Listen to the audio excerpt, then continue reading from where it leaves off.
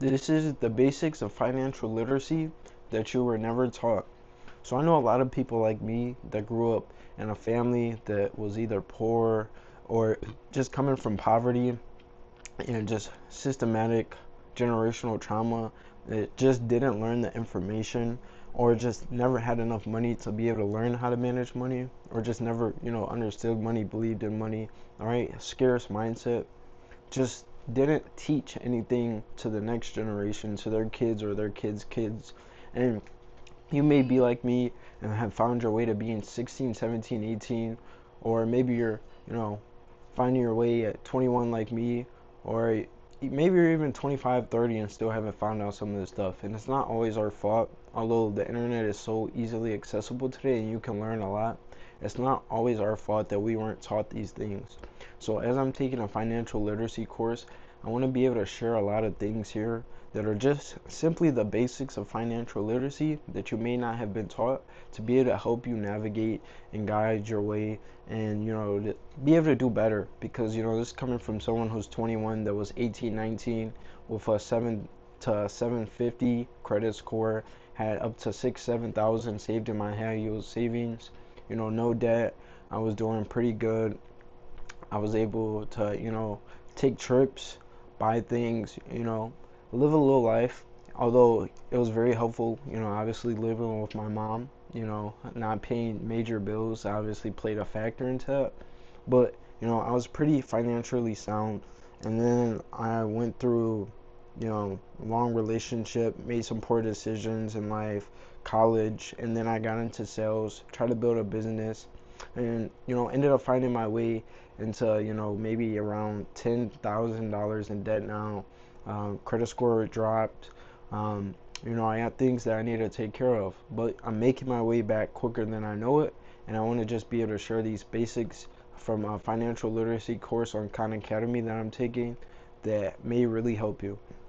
So let's get into it. I got some notes here that I do want to share. So let's just start with budgeting, right? A lot of us weren't taught budgeting, or we heard it from our parents. My mom would say save your money or be smart with your money. That's all we really hear. But what really is budgeting, right? Budgeting is making sure that you're able to operate your income compared to your outcome, right? However much money you're bringing in, you're able to manage and operate that efficiently and smartly to make sure that what's coming out is what should be coming out, and it's coming out in the correct flow, if that makes sense. So if you're making $2,000 a month, you shouldn't be spending 3,000. That's poor budgeting. And even if you're spending 2,000 and not all of that 2,000 makes sense, poor budgeting. And maybe you can even only be spending 500 and it's still poor budgeting, right? So that's what budgeting is. And I want to talk about the 50-30-20 rule, right? 50, so let's say you just got paid $1,000. 50% of your money should be going to needs. This is bills. This is, car payment, insurance. This is health. This is grocery, travel, gas, stuff like that. 50% of your money should be going straight to needs, whatever that may look like for you, right? And then that's your necessity, sorry. And then 30% can go towards spending, right? Your hobbies, clothes, shoes, sweet treats, whatever that may be, right? So that would obviously, if you got $1,000 paycheck, look like $500, which is 50%, should be going towards, right? If you have a car payment, pay that. If you have car insurance, if you have rent, whatever that may be, right? And then 30% would be going towards spending however you want it. So that's $300 that you set aside and say this $300 is how much I get until I get paid again, and I'm gonna spend that how I want. And then with the 20% left, which will be 200 in this case, would be for investing and saving. So put that in a high yield saving account, put that in an investment account, brokerage account, whatever that looks like for you, right? A lot of us weren't taught this, right?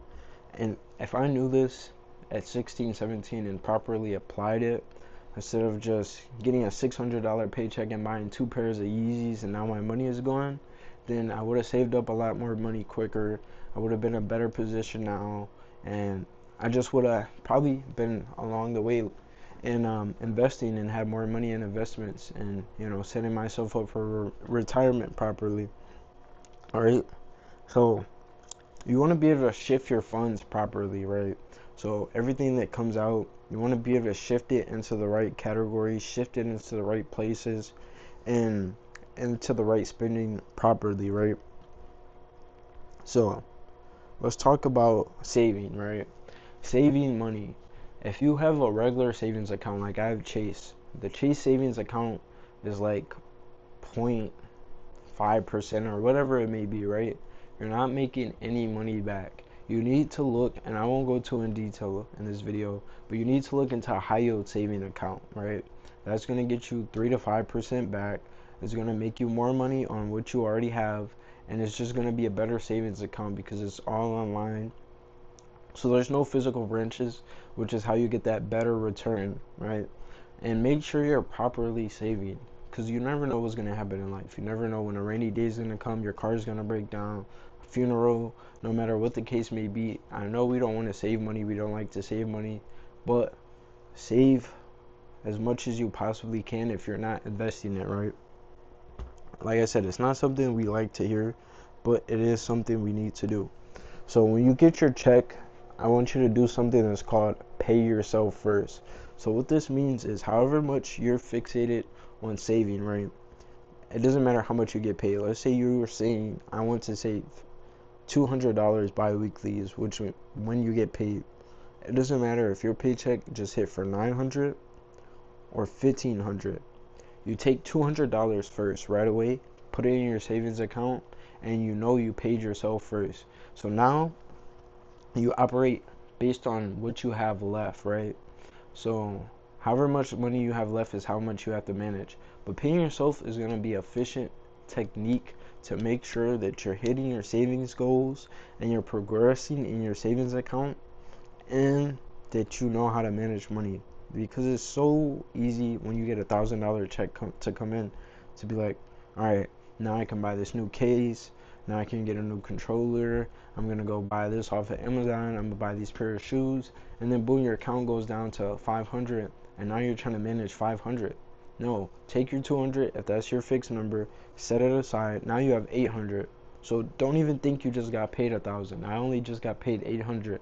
Now you have to manage that 800. How much do I need to, invest or whatever? How much do I need to spend on bills? How much should I leave for luxuries, right? Don't even think you got paid 1,000. Take 200. You only got paid 800, right? That's called paying yourself first. As well as credit, right?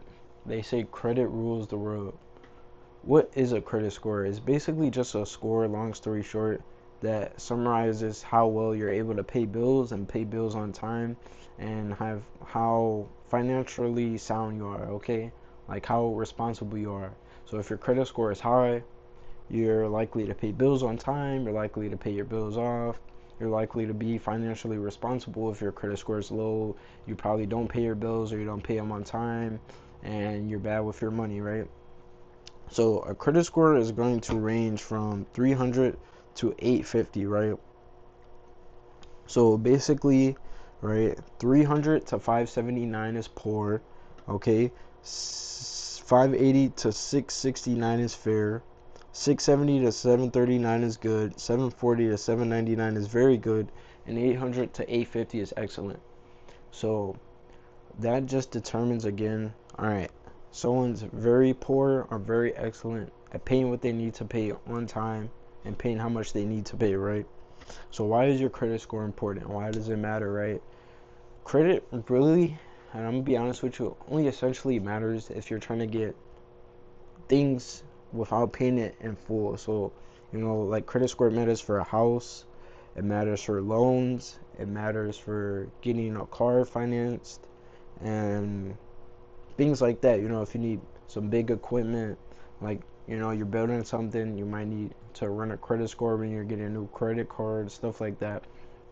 But if you have your credit cards and you're not looking for any new, if you have your house or you're not looking for a house, if you have your car, right, credit essentially isn't that big of a deal, and that's just me being honest. Now, that's not me saying you should just have a bad credit score or just not care about it. It's just credit essentially doesn't matter at that point, again, unless you're trying to do one of those things. But eventually all of us, right, are gonna try to, unless you do what you have to do, or you're just born lucky. Most people aren't buying a house or car or whatever it may be in full, so at some point you're gonna have to finance, so you're gonna need your credit score. So if you are under 18 watching this, I advise you to find someone in your family that has decent credit, that takes care of themselves. Ask them if you can be an authorized user, right? Go do it now, and that's going to help you, right? But now, if you're 18, 19, and you don't have a credit card yet, I advise you to go get a secured credit card, which is a credit card where you place a deposit up front so that they trust you, and that way that is your limit. And even if you don't end up paying the card back, they get their money as the bank. And start putting small subscriptions, put your gas, your grocery on that credit card, pay it off on time, right?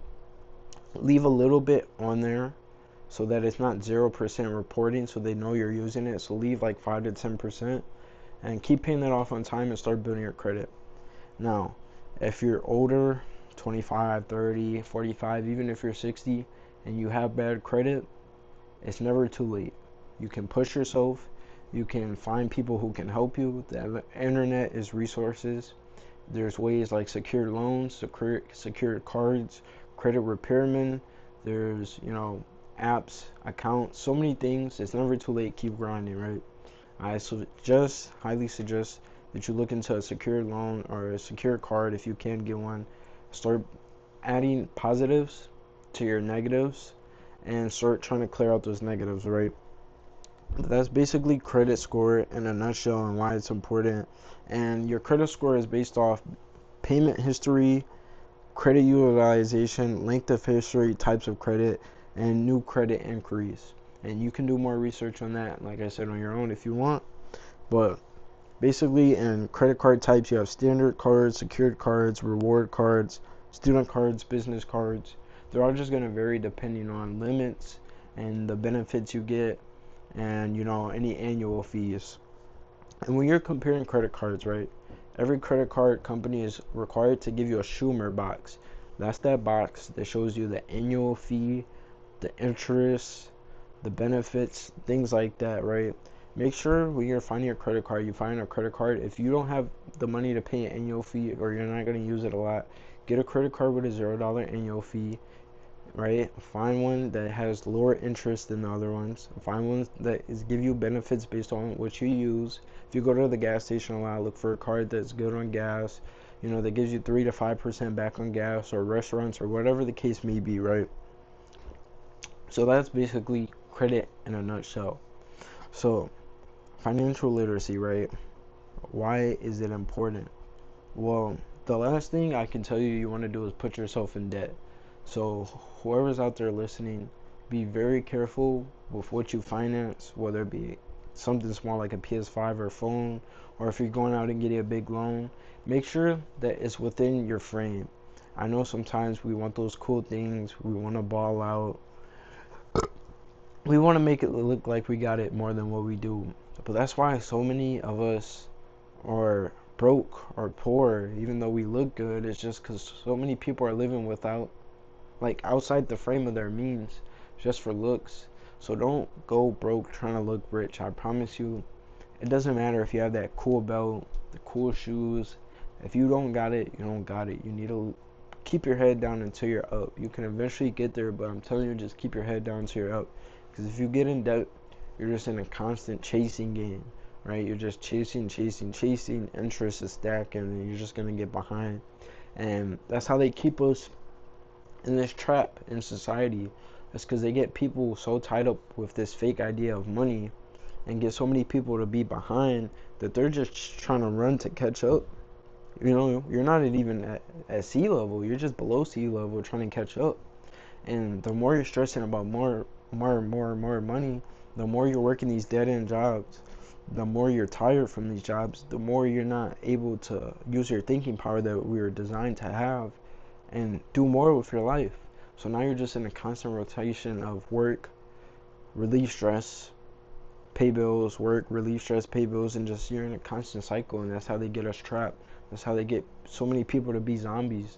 That's how they get so many people to be brain dead and just follow whatever they want you to follow. So the whole point of trying to build financial literacy, for our people, for the next generation, for those that are trying to break free, be more, find their breakthrough, is so that you're not in this chasing game. You're not in this survival game. You're not in this scarce mindset, so that you can have time to do more. You can have thinking power to do more. You can use your money to do more, and you're not just living paycheck to paycheck, surviving, just fighting for meat like a zombie. So that's the whole point. So, I hope you learned a couple things from, again, bare minimum basics here, but some people weren't taught these, and I'm hoping to help. But this is to inspire you to learn more about financial literacy and go teach someone. Teach the next generation, teach your friends, family, teach someone, even if they're older than you, that never learned it, that still doesn't get it, so that we can become better as a community of all people and just grow and stop being in this rat race, stop being in this trap, stop being in the survival means, again, in the scarce mindset, and become more. So, peace and love to all. I hope you learned something. Again, go share some knowledge with someone. And this is just a little bit about financial literacy.